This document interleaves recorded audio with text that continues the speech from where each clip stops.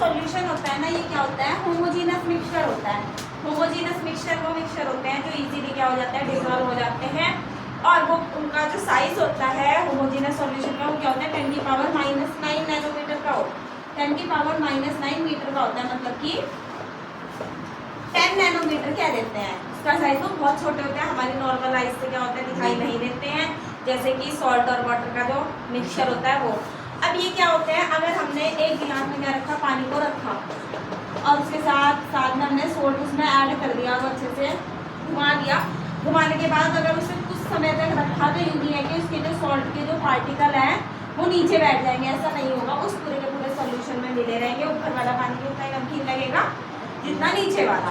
अब क्या होता है, अगर हम सॉल्यूशन के अंदर से अगर कोई बिल्कुल प्योर सा सॉल्यूशन है, उसमें से हमने क्या करा, एक लाइट को पास करा, एक बैटरी टॉर्च वाली लाइट को अगर हम पास करते हैं तो इस सॉल्यूशन के अंदर वो लाइट दिखाई नहीं देगी, यहाँ से तो जाती हुई येलो येलो से दिखाई देगी और यहाँ पे भी दिखाई देगी, बट इस सॉल्यूशन के अंदर वो दिखाई नहीं देती, क्योंकि जो प्योर सॉल्यूशन होते हैं वो स्कैटरिंग ऑफ लाइट नहीं दिखाते, मतलब कि ऐसे लाइट पास नहीं होगी। इसके अपोजिट जो हेट्रोजीनस वाले होंगे वो क्या होंगे, इजीली डिसॉल्व नहीं होते, जैसे कि सॉल्ट और वो सॉइल और पानी या फिर चौक का वाटर, और वो लाइट को भी क्या कर देता है, नॉर्मली पास कर देते हैं। ये तो जर्नल का है, तो याद रखना। अब क्या होता है सॉल्यूशन होमोजेनस में, वो क्या होता है, होमोजेनस मिक्सचर होता है जब दो या दो से ज़्यादा चीज़ों को आपस में मिक्स कर लिया जाता है। अब सॉल्यूशन के अंदर एक क्या होता है, सॉल्यूट होता है और एक क्या होता है, सॉल्वेंट। जो सॉल्यूट होता है ये क्या होता है, जो लेस क्वांटिटी में होता है, मतलब कि जो कम अमाउंट में होता है, और जो सॉल्वेंट होगा वो क्या होगा, जो ज़्यादा क्वांटिटी में होगा। अब ये कुछ एग्जांपल है, ये क्या है, अलॉय। अलॉय क्या होता है, जब दो सॉलिड को आपस में मिलाया जाता है तो उससे अलॉय बनते हैं। जैसे कि जो पीतल बनता है वो किससे, कॉपर और जिंक को जब आपस में मिलाते हैं ब्रास बनता है। और जो एक ग्रीन सिल्वर होता है, ये कॉपर जिंक और निकेल को आपस में मिलाते हैं तो ग्रीन कलर का सिल्वर बनता है। ये कुछ एग्जाम्पल है, ऐसे याद रखना। अब क्या है, टाइप ऑफ सॉल्यूशन। जो सॉल्यूशन के टाइप होते हैं वो तीन तरीके के होते हैं, एक तो सैचुरेटेड, एक अनसैचुरेटेड और एक क्या होता है, सुपर सैचुरेटेड। अब इन तीनों में क्या डिफरेंस होते हैं, एक में क्या करेंगे, जब हम सॉल्वेंट के अंदर क्या करते हैं, सॉल्यूट को डिसॉल्व करते हैं, एक तो नॉर्मल अमाउंट में क्या हो जाएगा, डिसॉल्व हो जाएगा, जितना हमारा गिवन टेम्परेचर है, एक लिमिट तक ही क्या करेगा, पानी के अंदर चीनी क्या होगी, डिसॉल्व होती रहेगी गिवन टेम्परेचर में। अब वो क्या है, जिस लिमिटिंग अमाउंट पर एक गिलास पानी में मारने के बाद 6-7 चम्मच चीनी क्या हो गई, डिसॉल्व हो गई, उससे ज़्यादा तो वो नहीं होगी, तो ऐसे वाले सॉल्यूशन क्या कहलाएंगे, अनसैचुरेटेड कहलाएंगे। सैचुरेटेड वाले क्या होंगे, जो ज़्यादा अमाउंट को सॉल्यूट को क्या कर लेंगे, डिसॉल्व कर लेंगे। और सुपर सैचुरेटेड वाले वो वाले होंगे, अगर हमने टेम्परेचर भी बढ़ा दिया तो कुछ समय बाद ऐसा होगा कि जो पानी में चीनी क्या होगी, घुल ही नहीं पाएगी। इसमें तो नॉर्मल घूम रही थी, इसमें हमने क्या करा, टेम्परेचर को भी हमने इंक्रीज करा, पर वो जो चीनी थी वो फिर भी क्या होगी, घुल नहीं पाएगी, क्योंकि जब वो बेचारा चाशनी कैसा बनेगा तो वो क्या ही और घुलेगा, इसलिए। ठीक है, अब पहले लिए सॉल्यूशन का बोलो। सॉल्यूशन क्या करें, homogeneous mixture of, homogeneous mixture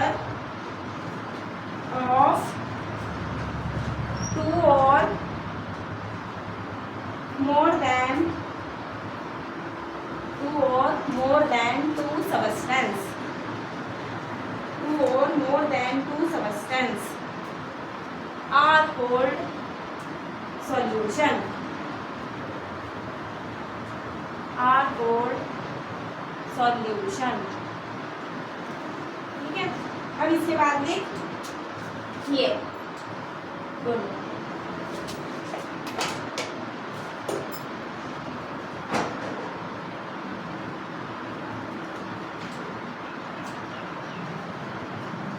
और इसके आगे ना अलॉय लिख दियो।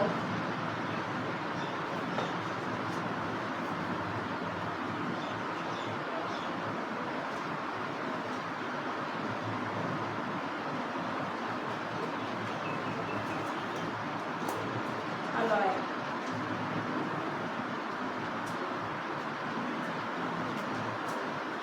फिर आगे लिखियो ये सॉल्यूट लेस अमाउंट और solvent large amount. Unsaturated solution में लिखना are those solution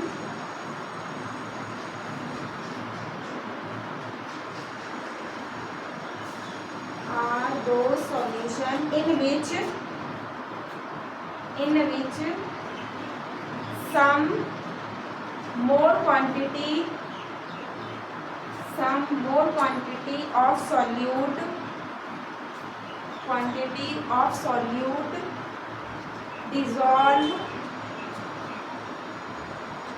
dissolve at easily in given temperature.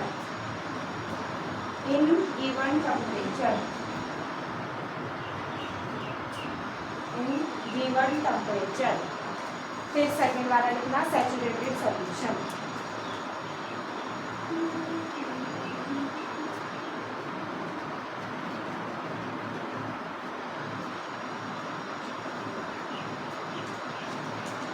No more solute easily dissolve at given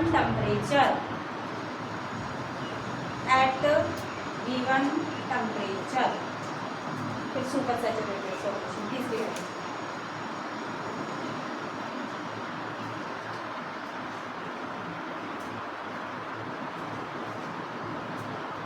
Those solution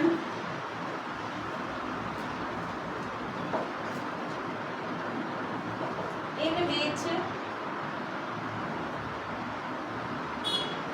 no more quantity of solute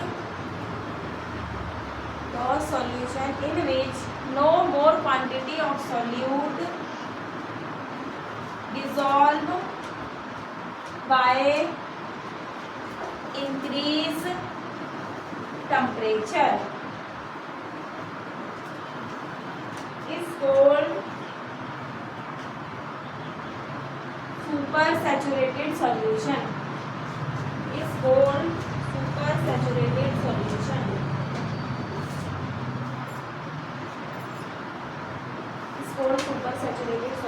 ये लिखना example है super saturated solution में.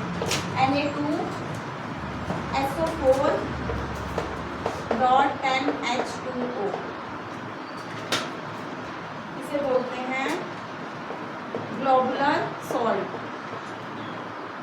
मतलब कि एक बार जितना डिसॉल्व हो गया फिर टेम्परेचर कितना भी बढ़ा लो इसमें चलो कोई फर्क नहीं पड़ेगा.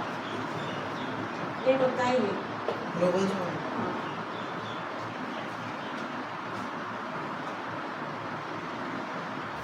Na2S2O3.5H2O इसे बोलते हैं हाइपो सॉल्यूशन.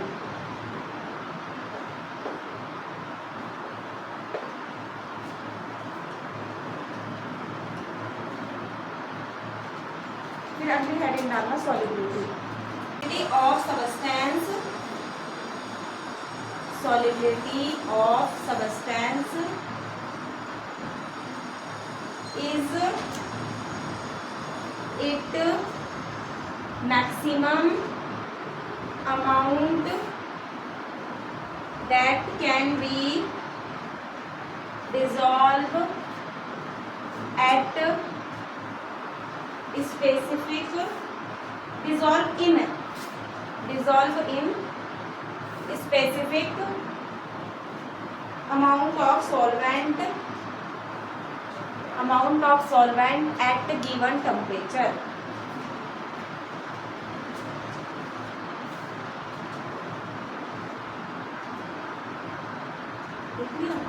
मतलब कि जो एक स्पेसिफिक जो सॉल्वेंट है उसमें जो हम सॉल्यूट को ऐड कर रहे हैं वो कुछ ही अमाउंट तक क्या होगा ऐड होगा गिवन टेम्परेचर पर. अब जो सॉलिबिलिटी होती है उसको क्या करता है टेम्परेचर इफेक्ट करता है.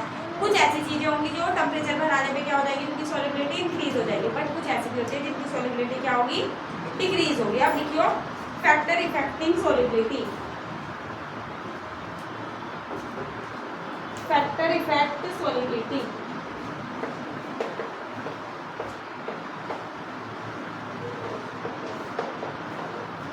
सबसे पहला क्या है टेम्परेचर है. टेम्परेचर को बढ़ाएंगे या फिर घटाएंगे तो क्या होगा सॉलिबिलिटी इफेक्ट इफेक्ट होगी। सेकंड क्या होता है हमारा, नेचर ऑफ सॉल्वेंट।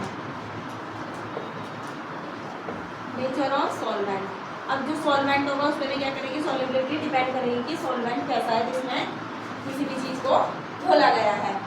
ठीक है, इसके बाद तीसरा होता है क्या होगा, हाँ ये नेचर ऑफ गैस, ये दोनों लिख लें, फिर हेडिंग डालियो नेचर ऑफ गैस ना खाली, फिर इसके बाद लिख temperature. Some substance increase and some substance decrease within temperature. Solubility of some substance Increase and some substance decrease with temperature. With temperature. फिर ये लिखियो KNO3 NaCl, example glucose sugar solution, sugar KNO3 बता हाँ KNO3 का sorry sugar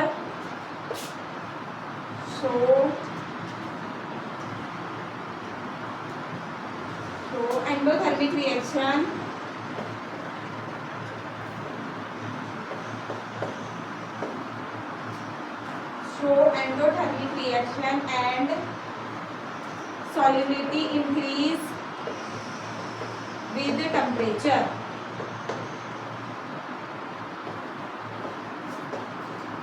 Solubility increase with temperature, मतलब कि temperature में increase करेंगे फिर तो solubility भी इंक्रीज करेगी। फिर अगली लाइन में लिखो ये CaSO4 dot sugar show endothermic reaction, sugar इसी के बाद है KNO3 NaCl और glucose comma sugar show endothermic reaction and solubility. ये रिएक्शन है ना एंडोथर्मिक रिएक्शन, हाँ इसी में ही है ये एंडोथर्मिक रिएक्शन। अभी बताऊंगी क्या होगा। Show endothermic reaction, solubility increase with increase temperature.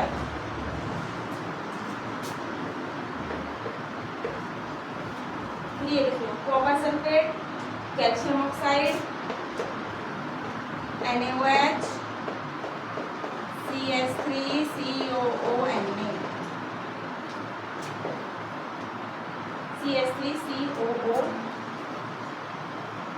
का होल 2Cl कैल्शियम एसिटेट।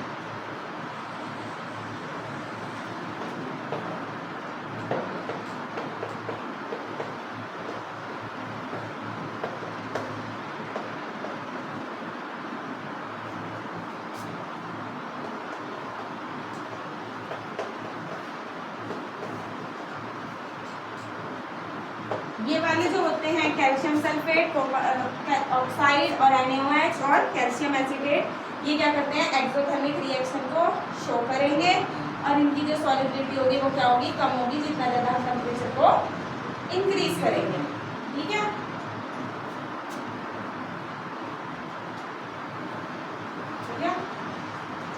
अब एक्सोथर्मिक और एंडोथर्मिक रिएक्शन क्या होती हैं। एंडोथर्मिक वो रिएक्शन होती है हाँ जिसमें हीट एब्जॉर्ब होती है, वो इसलिए क्या हो रही है, वो इंक्रीज कर रही है सॉल्युबिलिटी को। और एक्सोथर्मिक क्या होगी, जिसमें हीट रिलीज हो। अब अगला लिख nature of solvent. Nature of solvent,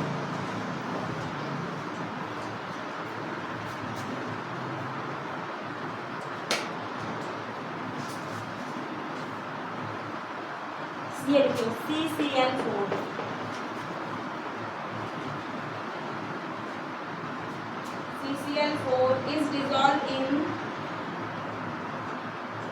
CCl4 is dissolved in benzene. Benzene क्या लिख लो C6H6 ब्रैकेट में बेंजीन का फॉर्मूला होता है C6H6। फिर अगली लाइन में लिखो non polar solvent, non polar substance dissolve in non-polar solvent, non-polar substance dissolve in non-polar substance, अरे दो आ रहा है वो, polar substance dissolve in non-polar solvent, फिर अगली लाइन में जो polar substance dissolve in polar solvent, ठीक है।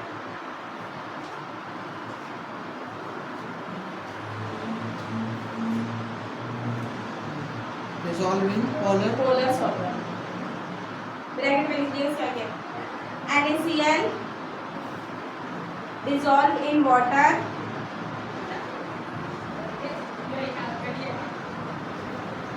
ब्रैकेट में लिखिए आयनिक कंपाउंड हो गया। और एक नेचर ऑफ सॉल्वेंट, अब लिख solubility of gas,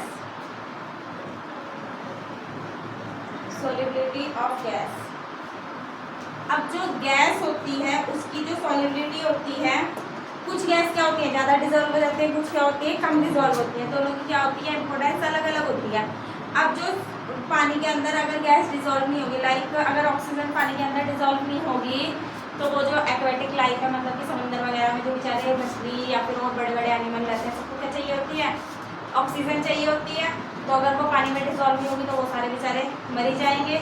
सेम ऐसे ही जो वो होती है कोल्ड ड्रिंक की जो बॉटल होती है उसके अंदर क्या होती है कार्बन डाइऑक्साइड होती है। अब यूँ करें पूरी भरमार अमाउंट में होती है, थोड़ी सी अमाउंट में ही होती है। तो कुछ गैसें क्या होंगी ज़्यादा अमाउंट में सॉल्युबल होंगी, कुछ क्या होंगी कम अमाउंट में सॉल्युबल होंगी, पर उनकी स्पेसिफिक है कि जो ज़्यादा अमाउंट में चाहिए तो ज़्यादा चाहिए, कम में तो कम में। अब इसमें लिख all the gas are dissolve in water, all the gas are dissolved in water, all the gas are dissolved in water, in is less or more extent, less or more extent,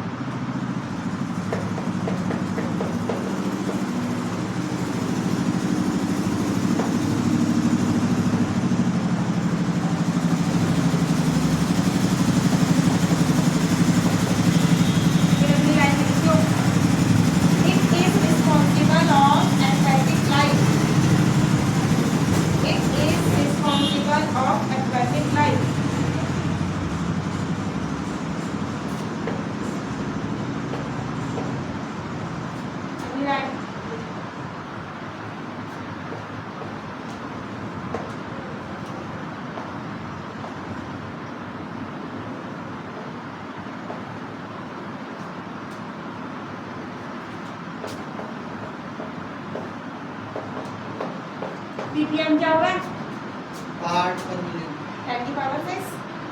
तो 9 ppm oxygen जो होती है वो पानी में क्या हो जाती है नॉर्मली घुल जाती है 20 डिग्री टेम्परेचर पर। लाइट के लिए वो भी जरूरी है ना।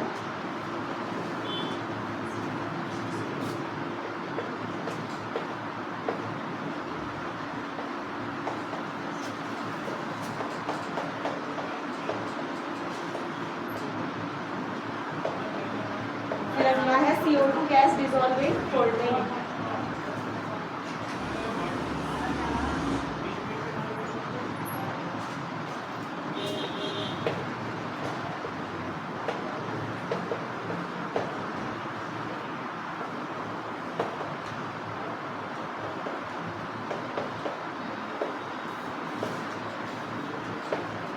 अब अगली लाइन में लिख रहा है factor effect of solubility of gas.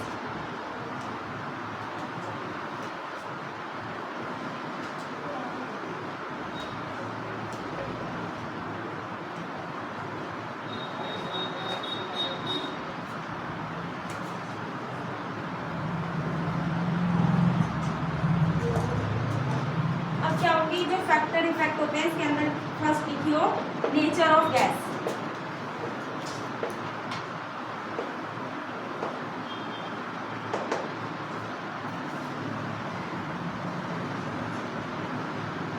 अब क्या होगी, जो गैस इजीली क्या हो जाएगी, लिक्विडिफाई हो जाएगी, मतलब कि गैस से सीधा लिक्विड में चेंज हो जाएगी, तो वो क्या कर देगी, अपने आयन दे देगी, तो वो ज्यादा अमाउंट में क्या हो जाएगी, घुल जाएगी। इसके अंदर लिख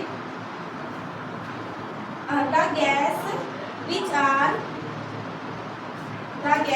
which are easily liquidify, the gas which are easily liquidify liquid or are form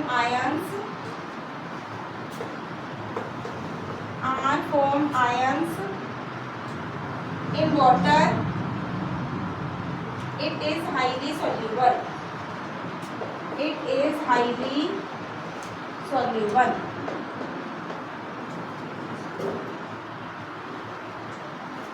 अब ये जो होती हैं SO2, NH3, HCl और CO2, ये क्या होती हैं, हाईली सोल्यूबल होती हैं, ठीक है। हीलियम, नाइट्रोजन, ऑक्सीजन, मीथेन और H2, ये क्या होती हैं, लेस सोल्यूबल होती हैं। अब जो टेम्परेचर है वो ही क्या करेगा, इफेक्ट करेगा सॉल्युबिलिटी ऑफ गैस को। कहीं कहीं पे ज़्यादा सॉल्युबल हो जाएगी टेम्परेचर बढ़ाने पे, कहीं कहीं पे क्या हो जाएगी, कम हो जाएगी। इसलिए देखिए इसमें the solubility of gases decrease with increase temperature. The solubility of gases decreases with increases temperature, decreases with increases temperature. For example,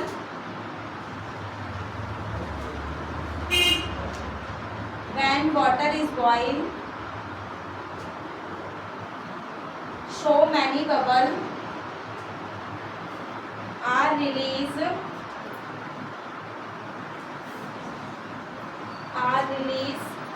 It means gas are passed from water.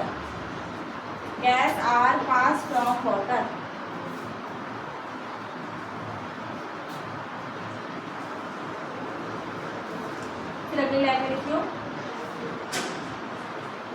in cold water aquatic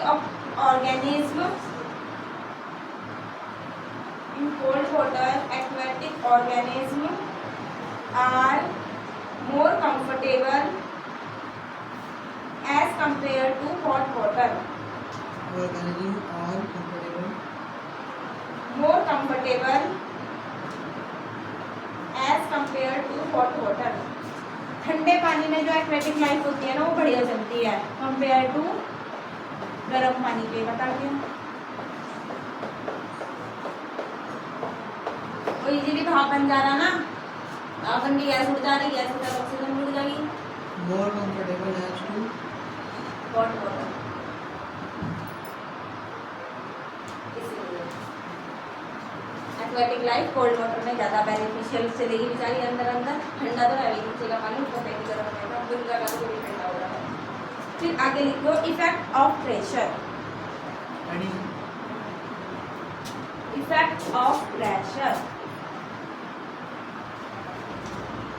effect of pressure में लिख दियो Henry law.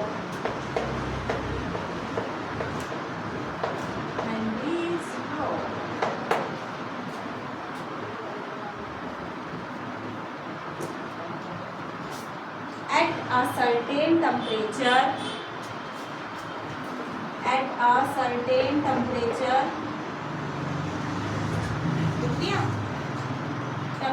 the mass of gas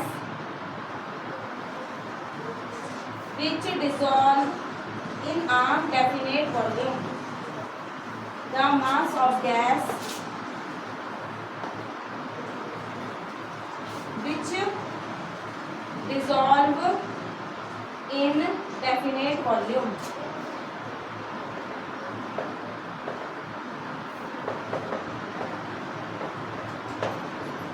which dissolve in definite volume of liquid is proportional to the pressure of gas. Is proportional to the pressure of gas.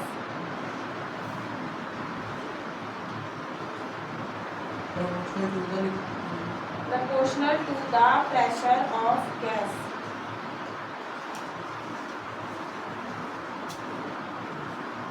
ठीक है, अब क्या है, एक temperature को सर्टेन कर दिया, मतलब कि टेम्परेचर को क्या कर दिया, कांस्टेंट। उसके बाद जो मास है वो क्या करा,